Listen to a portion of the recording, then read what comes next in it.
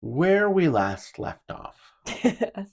I was gonna go check it, but I know We know exactly where we left it off. was 2019 and we were counting money for cheese. I'm waiting for cheese.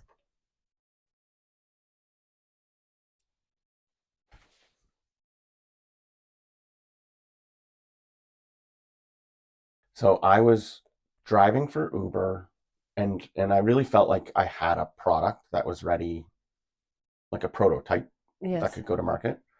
And I was doing some of this online work as we go into 2020. Yes.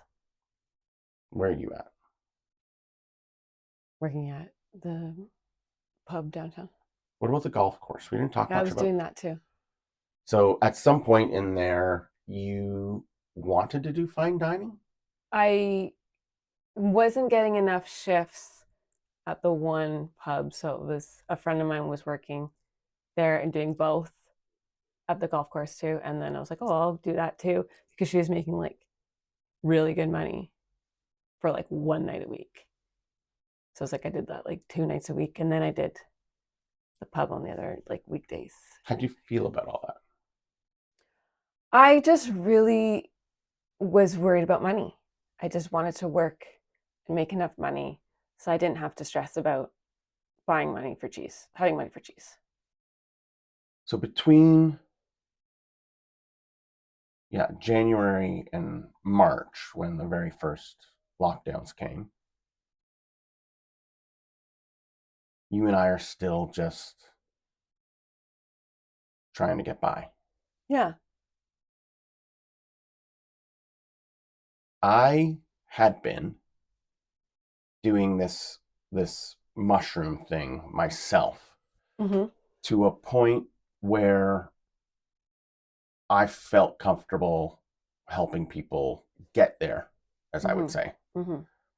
And I think it's important we talk about the getting there. Okay. Um, so, like, when it comes to using psychedelic psilocybin containing mushrooms recreationally, you can take them with your friends and like sit around a campfire or just hang out and lie on the floor and look at the ceiling and talk about new ideas and perspectives. Um, and you can have a great time. At a certain point, when you take enough, you can't even talk, right? So dosing is very, very important. But there's certain doses where you could just have a fun time. But also, if you really kind of open yourself up to the experience, a completely different thing can happen. And you can, as I like to say, get there. Getting there is something that you can't really talk about. You can't put it into words. And it's an experience that comes with some kind of inner knowing and knowledge that you'll never be able to, effectively put into words to share with another person. Um, at this point in my life, I like to say that the profundity of the moment is both in how it makes you feel and the thoughts that come with that. And if you don't have the feeling with the thoughts, you're never going to be able to speak about it in an effective way because the words are representative of the experience, and the experience without that whole full body feeling is just missing something you could never recreate the day after, a month after, a year after. Which is why when people talk about their psychedelic experiences after the fact, it's often these unbelievable stories with like, I saw a dead relative, or I Yeah. met my spirit animal, or the colors, right? And the words alone and the memory of the experience alone without the actual like embodiment of the feeling, it'll never produce a sentence that's going to even come close to sharing that experience with another person or helping you even recall it. Because the one thing about this like getting their place, which I speak of it like a destination, um, you can't remember it either. And these are the things that I was learning in the kind of experiments I was doing myself and now in kind of guiding other people to this place, I'm realizing it's this special place that you can get to and experience, but you will forget what made it so impactful. But what I was experiencing in my life, and this is how I would learn to tell people to talk about their experiences, which is don't try and talk about the experience itself. Talk about how the experience changed you. How did your behaviors and your mindset and your perspectives change after the experience? That's a really great way to talk about it in a way that's helpful and beneficial for yourself and others. And I was starting to learn this, but when you were able to guide someone to that place where two people could get there together, there is some kind of conversation that you can have in that space. Mm-hmm. And there's a confirmation that happens between the two people, mm-hmm. where there's this added layer of insight because you're able to look into the eyes. And you have an agreement of what's happening. And that agreement reminds me of my religious upbringing and the where two or three are gathered together, there I am as well, and the I am is the great I am. And so I am really focused on this because it had absolutely like blown up my life and my identity as someone living with type 2 bipolar disorder. Mm-hmm. And, you know, whether it was 2019, 2020, or 2021, somewhere in there, I got to a point where a paradigm shift happened. And I was no longer someone with type 2 bipolar disorder who's waiting for their next depressive episode. Yeah. I believed up until a certain point, this is who I am. And inevitably, I'm going to go up and down and I will come back into a depressive episode. There was one experience that I had alone. It was a high dose experience. I think I was in the bedroom, naked, in the darkness, wearing headphones. I was listening to music, and I felt like two sides of myself were fighting. It was like I was wrestling, until I realized I'm one person. I'm not a collection of behaviors that is a disorder and a collection of behaviors that is healthy. Mm-hmm. I'm a whole person. And this would have been for me probably the beginning of understanding the process of integrating the shadow into the whole. Right? I wasn't using that language at that time. I wasn't aware of that language at that time. This is new language for us. And it was, though, without having the words to talk about it, I was able to have the experience and understand it. That, you know, there aren't two sides to me. I am one whole human being, and that in order to heal, I need to be able to take those parts of myself that I used to label as, you know, the behavior of the disorder and realize that's me. Yeah. And that I can take those parts of myself that have traditionally led me into chaos and self-harm and integrate them into my whole self. And that was one of many experiences that I was having on my own. Like, I remember in those days, I think around this time we were sleeping in separate bedrooms. Maybe a little bit after that. Maybe a little bit, yeah, a bit after that. Okay. But you would go to bed, yeah, and I'd say, I'm going to stay up and do a little trip tonight or something, right? Okay. Like, at this point, I wasn't scheduling it in, but I was like finding opportunities to kind of do different things. And also, anyone who would listen, I'm going to talk to them about it. And every once in a while, somebody's going to go, I'm interested in doing something like that with you. Mm-hmm. And so I started building up like a list of people who were interested. And I started kind of trying to figure out, how could I kind of do this in a more kind of professional way? Mm-hmm. How can I start to schedule this into my life? Because you may not know, you can't just do this every weekend. Like, I learned quickly the closest that I could ever schedule these trips into my life with another person was every 6 weeks.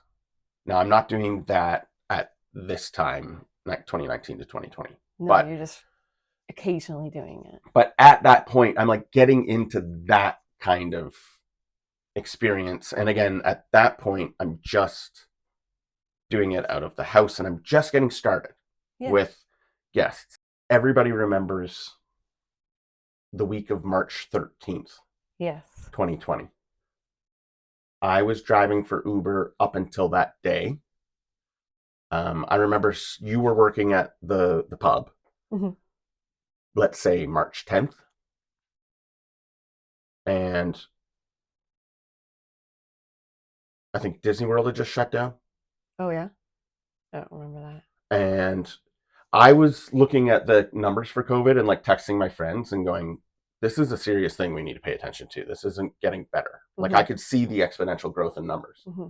I remember you coming into the pub and it was like a slow day and you were like, this is going to get like worse and worse. Like people are not going to come out. But I had a very strong awareness of the impending shutdown. Well, a friend of ours was saying, do you think I'm going to get to go to my concert this summer? Yeah. Like they had tickets. No, they were going to go to Greece. Remember our friends were going to go to Greece? But there was also someone had Rage Against the Machines tickets. Okay. And I said, you're not going to a concert this summer. And they're like, what? Really? It's like, yeah. I mean, you can't look at those numbers of growth and something that at that point we weren't even masking at that point. And it was like, this is exponential. And what we're seeing is a result of what was happening 2 weeks ago. Like, and I could do that kind of quick calculation pretty quick and realize we're having a very different summer. Mm-hmm. And then, of course, it was like the 13th or the 15th where the world shut down. Yeah. I was now at that point taking on some clients with this new job.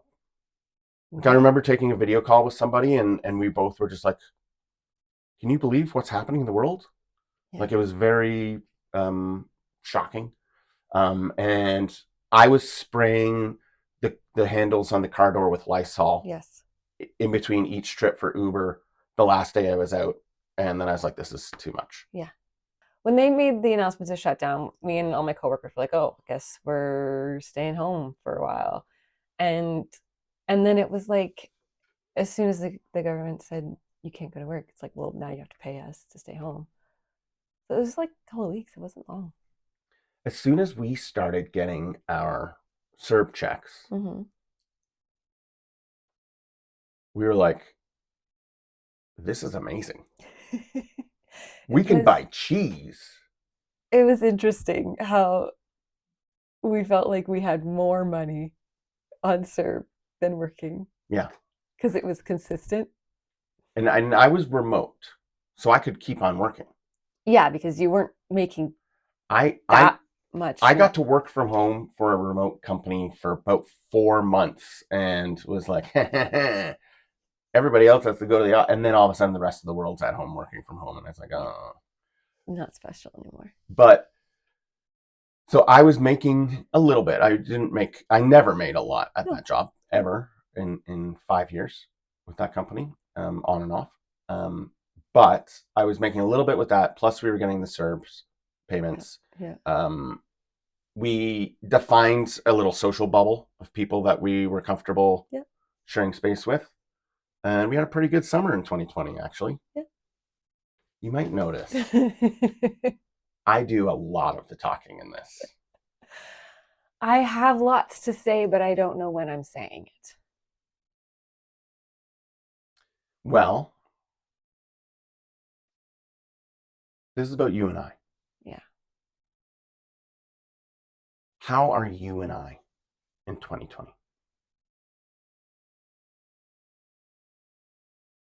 I feel at that time disconnected from you. We're not unhappy, but we're not enjoying life together the way that I had hoped and dreamed for. You were very focused on all of these things of like your your trips with people, your new job, you get hyper fixated on these things, and that took up all of your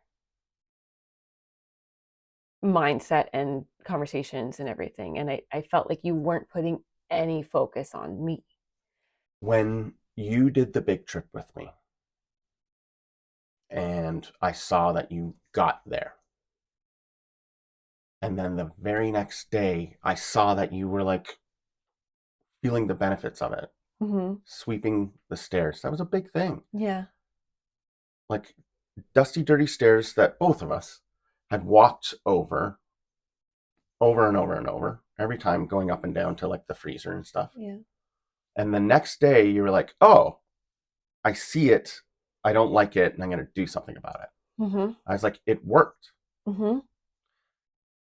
But at the very same time, I saw the benefit of the experience. You were like, don't think I'm ever doing this ever again with you. Yeah. I'm never going through that thing again. Yeah.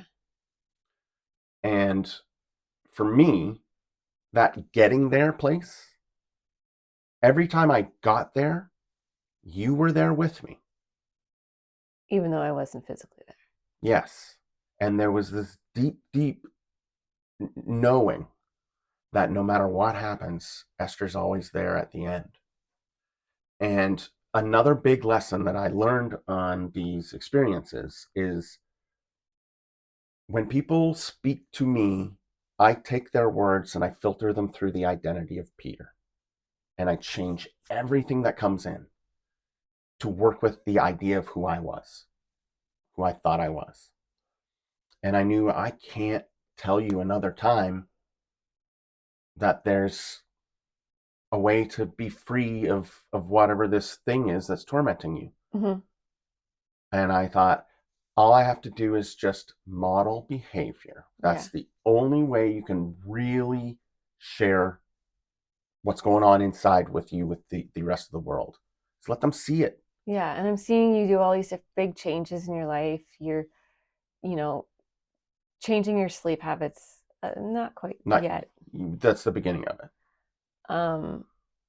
And you're, you're meditating, I started journaling. you're journaling, you have a little Zen garden and later on. But yeah.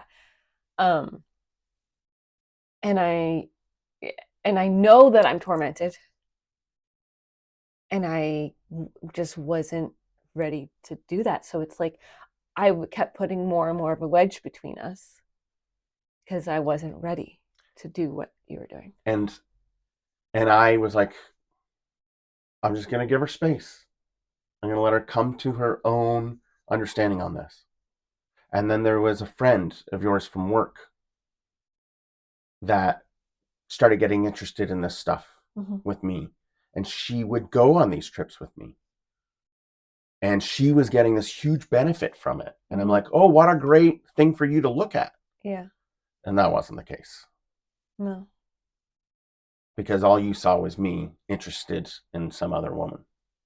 Well, you were just giving attention to someone. Yeah. And we were, friends together. Yeah. I wasn't jealous of the fact that she was a woman. I was jealous of the fact that you were just giving someone else attention. And there was this big thing that we were both kind of aware of, and even that friend and I would talk when you weren't around about what's that thing with Esther? Why is she kind of disengaging? And I just was like, with everything we'd been through and feeling like I have no right to really try and understand what it was like for you to go through everything with the fertility treatments. That was also hanging in the air and not being talked about. Yeah. We put it on hold and never talked about it again. That I was just like, give her space, do your own healing work, and let her see. Because I knew, again, there's this knowing that you get on these experiences. I knew as long as I focused on me and doing my own healing work, you would not be able to avoid it. And at a certain point, you can't be married to the mushroom man and have all these people coming to the house depressed and like suicidal, some of them, Yeah. and then leaving like, wow, Yeah. the world hasn't changed, but I have, and I can do this. Yeah. Like, I knew you can't fight that forever. Eventually you'll come to your own understanding and come back to me and go, this is something I need to revisit. And I mean, following this chronologically, we're at 2020, but that was like the thing until 2023. Mm-hmm. In that time, I eventually was starting to get comfortable enough in this new job. I was like, I'm not really going to continue pursuing this Uber game thing that I thought was going to be the business that Mm-hmm. solved all our problems. Yeah. We had a fair amount of debt. Yeah. And I think it was in early 2020 that I went and got into it wasn't bankruptcy, but some kind of a debt program. Yes. And that kind of like solved that problem. I had a 5-year plan in order to get that all taken care of, right? Yeah.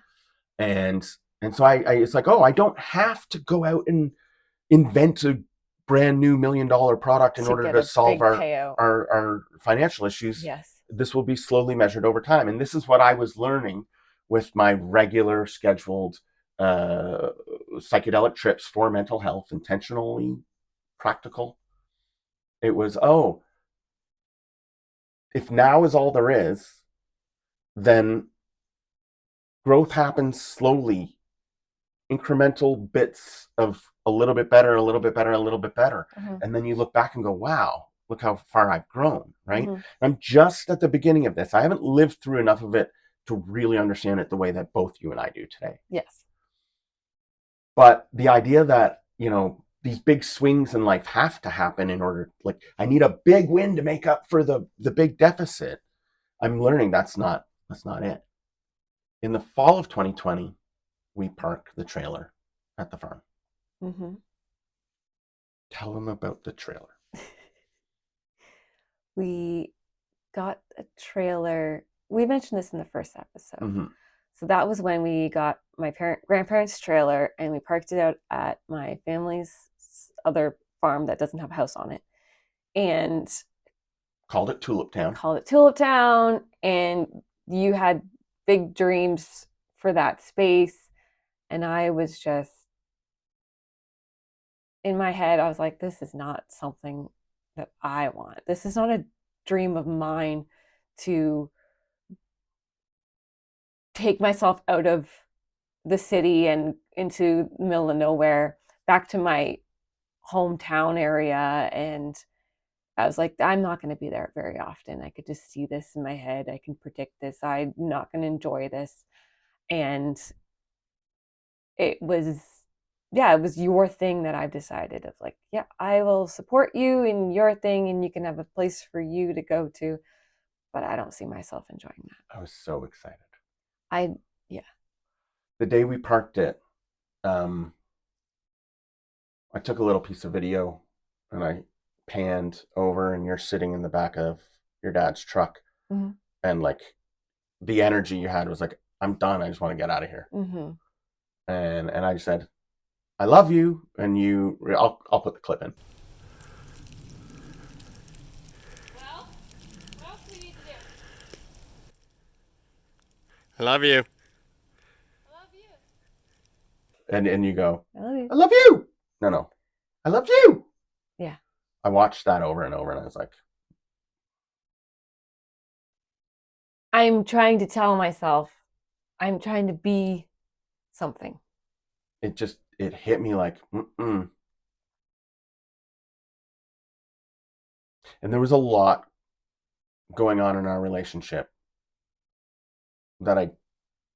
things like that I wasn't gonna want to face. Yeah. When I first started using mushrooms as a intentional way to treat my depression, I learned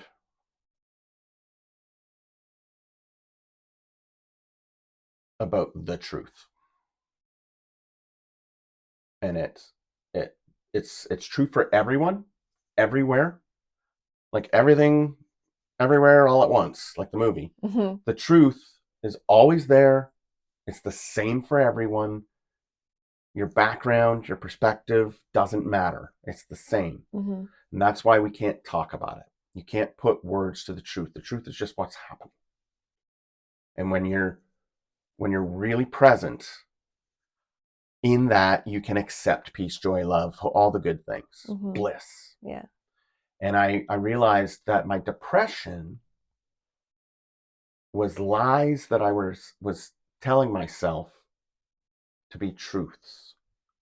That there were these things that I was like kind of ruminating on or like making a part of my identity, things that I would tell myself are true, which was lies. And so there were a lot of parts of our relationship that I was telling myself, like, she does love me. She said that thing there, right? Not saying you didn't, but I'm saying, like, there were these lies. I was like, but this is who Peter is. And that's where the root of depression was. Because I couldn't get to that truth that's always there no matter the circumstance and be in the happiness and bliss. Because on my way to that truth, I kept on hitting this lie of, this is true. We do communicate very well. We have no trouble talking about difficult things, right? These are the truths that I told myself about our relationship, which were lies. Yeah. And we did talk a lot, and we did talk about uncomfortable things. Yes. But there were certain areas that we were not going to go into. Mm-hmm. And the awareness of it was only so much to get us to the lie of, yeah, because that's good. Let's not talk about it. And it wasn't good. So 2020, we parked the trailer. That winter, I do a project. I started getting involved with a community theater. Yeah. So I had a lot of attention going to that as well. I acted in a play for the first time in a long time, and that was really a great form of expression. There were a lot of people at this theater company that were excited about me being a part of it. There were a lot of people that were threatened by me. The play happened before. That's right. It was COVID. This was all just before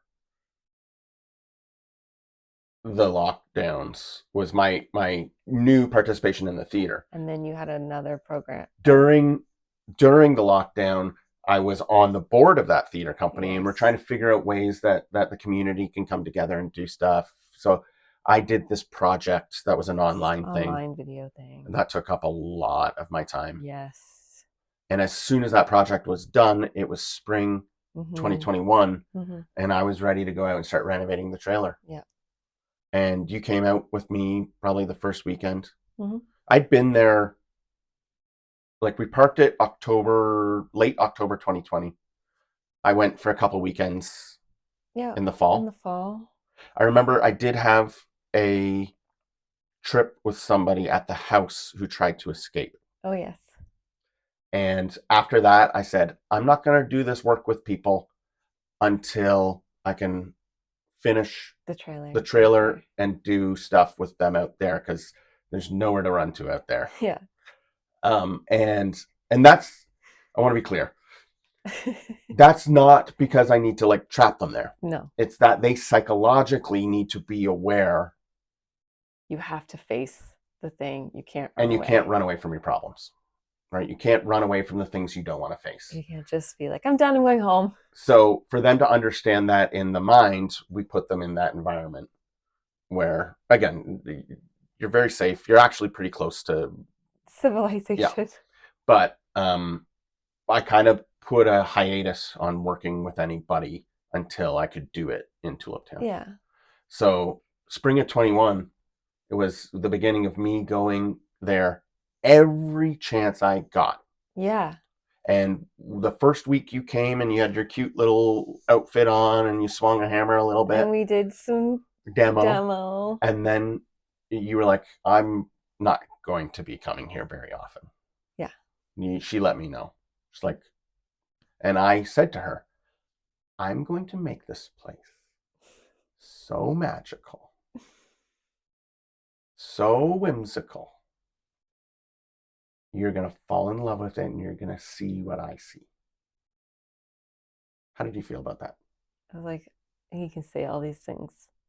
I know myself. I know what I like. I know I like being in the city. I don't want to be in the middle of nowhere with him. Yeah. I quit nicotine Mm-hmm. in early 2017. Yeah. I had been sneaking cigars without you knowing. Yeah. When I was out driving for Uber, I'd stop at a gas, and we're still counting money for cheese. Yeah. And I'm going out and spending $2 a pop on a little Captain Black. And that was like, it was secret. I didn't want to tell you about it. Mm-hmm. And it was kind of like a little internal struggle for me. When we got locked down, spring 2020, Mm-hmm. I was out hiding behind the shed, and I'm like, I can't do this. And I went in and I said, Esther, I think we sat down on the bed. Okay. Like, Esther, I need to tell you something. And I've been smoking again, and I don't want to lie to you, and I don't want to, have to be like hiding. And I didn't really. you got it. Yeah. And it wasn't like you have to quit or anything. It was just you understood. And some point between the little Captain Blacks, and me going out to Tulip Town every single weekend, you actually encouraged me Yeah. to get a pipe. I started smoking a pipe. I was like, oh, you were like, oh, I'll just smoke on Sundays. Oh, I'll Yes. just do a pipe.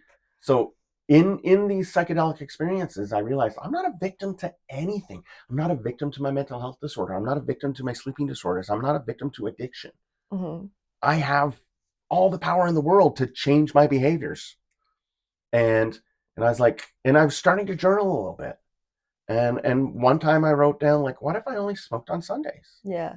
Like, I was negotiating with myself some kind of way for the beneficial stimulant of nicotine, because as someone who was diagnosed as bipolar, nicotine's actually a beneficial stimulant for people with bipolar disorder and schizophrenia. The carcinogenic part of it, the smoking of it's not good for you, but on its own, like, I'm rationalizing, I'm negotiating. Yeah. And I was like, if I smoke a pipe on Sundays, Mm-hmm. I can reclaim my power Mm-hmm. and not be an addict. And just make it a fun activity. And like, it takes time to pack it, and you got to sit for like 45 minutes to an hour to finish it. You can't just like sneak out for a smoke. So part of Tulip Town for me is that's where I smoked my pipe. Like, it wasn't just Sundays, it was just Tulip Town. It's just yeah. You did the Sunny thing, and then you're like, oh, I'll just smoke it when I'm in Tulip Town. Yeah, I tried the Sundays. And Anyways, I was like, okay, sure, I'll get you a pipe. I'll you whatever you wanted to be happy. And this was a transformation I saw happening with like this independent Esther. You were starting to come out of the girl who grew up in the bomb shelter kind of thing. You were like mixing up in the world a little bit more. Mm-hmm. And I'm seeing you kind of grow and push your own boundaries. And anyways, there was this addiction tied to me getting to Tulip Town. Mm-hmm.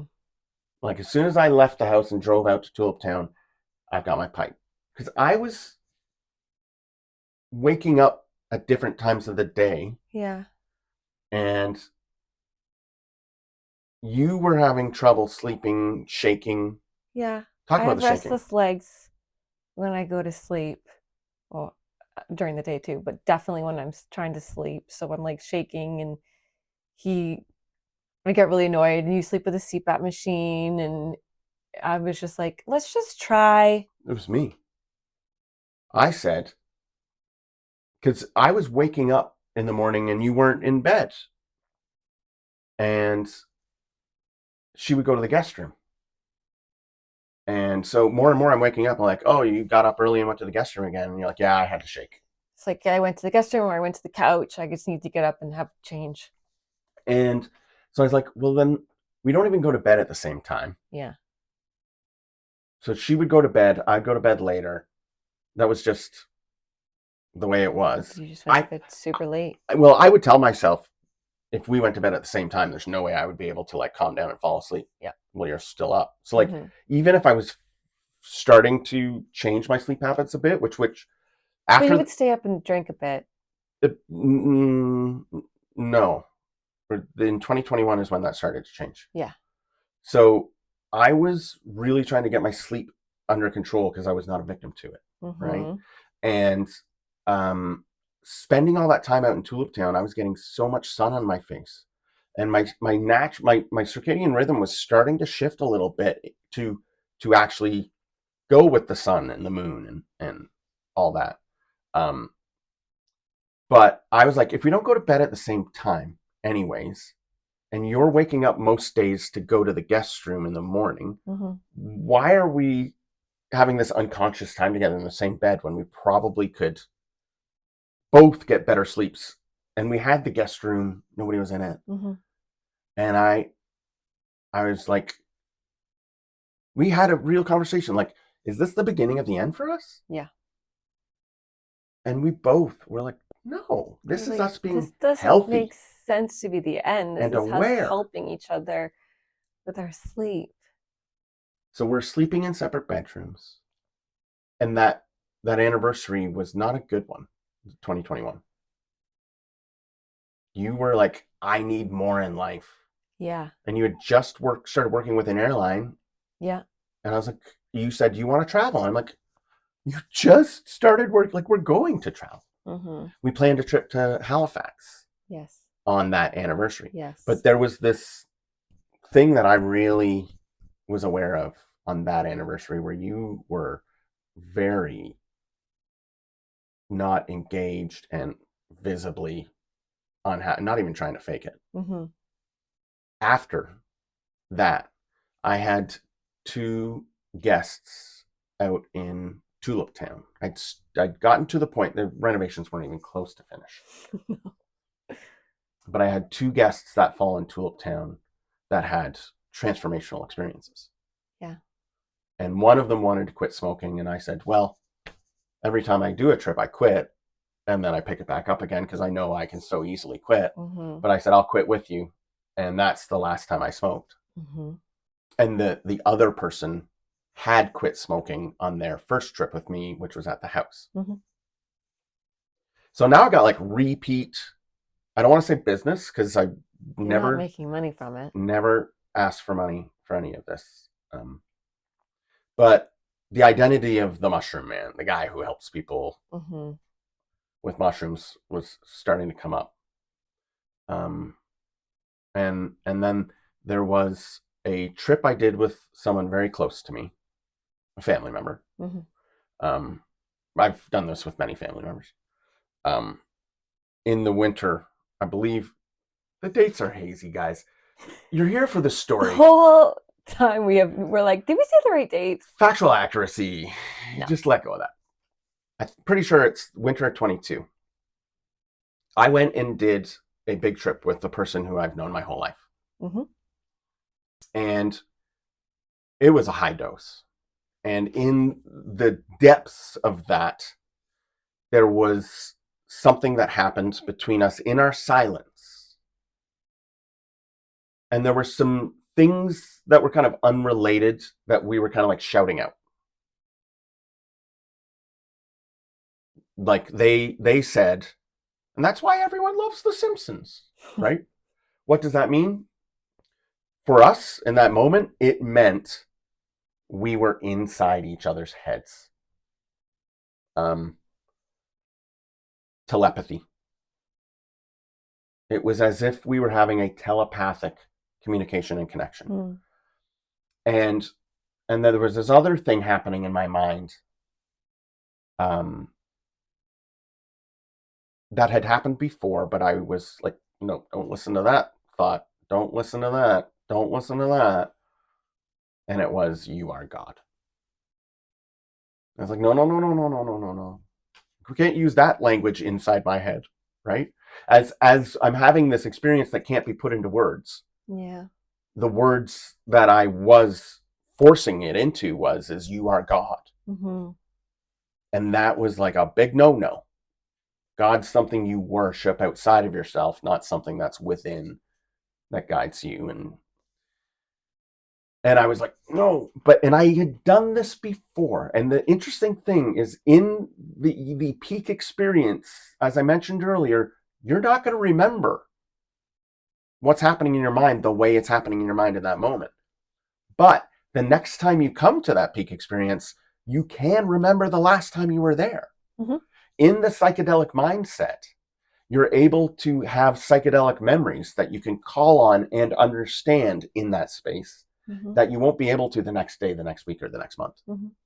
And so I'm having this, and it's like, oh, I've gone through this almost every time where the you are God thing came on. It's like, I'm not ready for that. I'm not ready to integrate that into my life. Mm-hmm.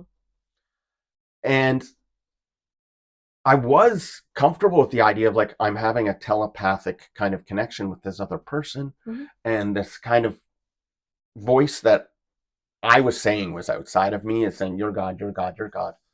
And the person across the room says out loud, as we were shouting nonsensical things into the universe, they go, so is Peter God then? And my response was, I'm finally comfortable accepting that now. Not that Peter is God, Mm-hmm. right? Mm-hmm. But that this identity of myself that I mistakenly call Peter, right? That you mistakenly call Esther, Yeah. and that you mistakenly call whoever you are, right? Is the divine in us. And that was a really big moment. And it was something that we could acknowledge with another person outside of myself and then talk about the next day. Yeah. And be like, what does this mean? To accept that and come into that understanding. And I came back and I went into your room. Mm-hmm. And I was holding you.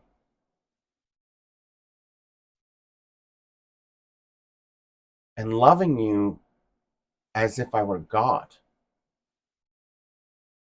And all of the impulses that I would have as Peter Mm-hmm. that had shame attached to love and our relationship and the physical touch, Mm-hmm. I was able to just let go of those and just hold you the way God would hold you. And for me, it was like, wow, this is what you've needed. And I'm thinking, I'm getting out of the way. I'm surrendering my identity, my wants, my needs, sexual desires, Yeah. to just hold you like God would. And I'm thinking about this and I'm like, I can't ever tell anybody ever. I can't ever tell anybody Because ever. it sounds crazy. And you say to me, what are you thinking? Yeah. And I'm like, I'm not going to tell her. I'm going to push this off. Oh, because you know what? There was another little message during the experience when I was finally, okay, I'm God. The message was, don't tell anybody. Don't go around telling anybody about this, but you have to tell Esther. And that you have to tell Esther part was sticking with me. Because this wasn't like the next day. It was like a couple days after. Because we had a rough day or two when I came back from that one. We weren't connecting well. And you were like, what? Tell me what you're thinking about. As I'm holding you as if I'm God. Mm-hmm. And I, of course, you have to tell Esther part that I had been ruminating over since it happened was there. And I'm like, no, I don't have to. And then you pressed and you're like, just tell me one little thing as I'm holding you. Just tell me one little thing you're thinking about. Because I could sense there was so much happening in your mind. So I said, well, something that happened with this person on this trip. And it was like we were telepathic. And it was, I'm God. And they knew it. And I think I said, if I keep on doing this with people, more people are going to see that in me. And people might get confused and say that I've got like Jesus in me. And I'm just waiting for her to flip out. Because I don't actually know where your head is at with your faith at this point. Mm-hmm. I kind of just stopped talking about it. And I was just like, she's going to do her own work there. I'm not going to get involved. I'm going to live by example. And you very calmly said, maybe you should talk to a therapist. And I said, yes, I have to. Right? Mm-hmm. Even though in the moment when we had that conversation, you were actually pretty calm and collected about it. Your behavior the next day was very cold, standoffish, and I think it was the next night we were again at nighttime together in beds before bed. Like we weren't going to sleep in the same bed that night. That's just not what we did at that time. You and I got into what would be a fight, I guess. Yeah. And you said, "Would you stop doing these mushroom trips if I asked you to?" And I flat out said, no. This is the most important thing I can do in my life. It's the greatest gift you can share with a human being. I'm helping people, and it's more important than even us. Mm-hmm. I was just frustrated that it was so consuming of you, and it was all you talked about. So we went to our separate beds that night. I had started my morning routine at this point. Mm-hmm. And I think we're going to come back to that. Yeah. But I got up early the next day, as I did every day at that point, and I went into the nursery, became my Zen den. Mm-hmm. It was where I worked my office, but really I was turning it into this Zen space with little waterfalls. And again, we'll come back to that. So much there. And I went into that and I sat and I tried to surrender my identity the way it's kind of thrust upon you in the psychedelic experience. And I realized, in trying to help these people, I was hurting you. And I looked back at the conversation the night before and thought, I said, that's the most important thing, when really you're the only person in the world I've made a vow to be the most important thing to me. And I just sat with that. And after I was done sitting, I got up and I went into your room. And I said, pretty much that. Mm-hmm. You're the only person in the world that I've made a vow to. And that has to be the most important thing. And if you want me to stop doing this, then I'm prepared to stop doing it. And I gave up the identity of being Peter the Mushroom Man. Mm-hmm. I said, but we're going to have a discussion to see what that looks like. Yeah. Because I had wrapped so much of myself into the identity of the Mushroom Man, right? Mm-hmm. Mm-hmm. The whole psychedelic experience is losing your identity. And then I just took on a new one of being this like mushroom healer man. And we went down to the dining room table and sat down, and I said, okay,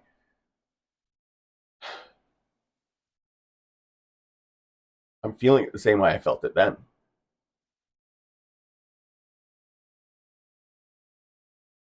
I said, if I stop using these things, I'm going to get depressed again. So we're going to have to prepare for that, and I may have to go back on antidepressants or a mood stabilizer. And I immediately was like, I do not want that. Because in my memories, you were worse on antidepressants and all the pharmaceuticals then. So, okay, I can use them myself. Yeah. And I'm like, no, you can still use it. I just didn't want it to be a part of everything in our life, every conversation, every moment. Well, that we went piece by piece. I was like, okay, well, so you just don't want me to trip with other people. Mm-hmm. And then you went, no, no, no, no, no. I want you to be able to help other people. Yeah. If you're going to do it yourself, you can do it with other people too. Yeah. And then I think we can talk about this now. I created a secret room in the basement. I was going to grow them and like maybe make money on the black market. I don't do that anymore. Mm-hmm. And I never did. It never happened. Anyways, the idea that I was going to like grow a bunch and be able to give people microdoses and stuff. Yeah. And you're like, no, you can do that too. Yeah. You were fine with the little lab I was building in the basement. Don't talk about it. It came down to every single aspect of it you actually welcomed and were okay with. Except I saw the benefit in it all in you. you just didn't want to have to hear about it. I just didn't want it a part of my day-to-day life. But it was a very important day because I surrendered the identity of that thing. I didn't create a new attachment to a new thing, which was happening. And I was able to let go of that identity, but continue to move forward. And that was just important work for me to be able to do.